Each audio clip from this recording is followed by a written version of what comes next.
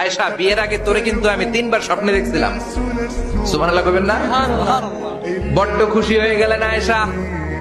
এরপরে বললেন, 3বার স্বপ্ন দেখার পরে তোমার ব্যাপারে মনের মধ্যে কেমন কেমন যেন ভালো লাগে। তারপরে একটা ছোট্ট কাগজের মধ্যে, জান্নাতি কাগজ, রেশমি কাপড়ের মধ্যে তোমার চেহারাটা এনে জিব্রাইল বললেন, দেখেন নবী কেমন লাগে। আমি কইলাম ভালো লাগে। কার মেয়ে? আপনার বন্ধু আবু বকরের মেয়ে। বিয়ে করবেন নাকি? বিশ্বনবী বললেন, ও জিব্রাইল, তুমি যদি ঘটক হও, আল্লাহ যদি হয় কাজী, আমি মোহাম্মদ বিয়েতে রাজি।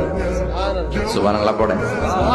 বিয়ে হয়ে গেল, কিন্তু ঘরে দামি ফার্নিচার নাই, টাকা পয়সাও তেমন নাই, কিন্তু আছে খালি সুখ। আছে কি?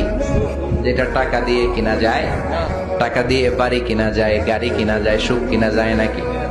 টাকা দিয়ে বিছানা কিনা যায়, বালিশ কিনা যায়, ঘুম কিনা যায় নাকি? কথা বলেন। এজন্য সুখ দেয়ার মালিক কে?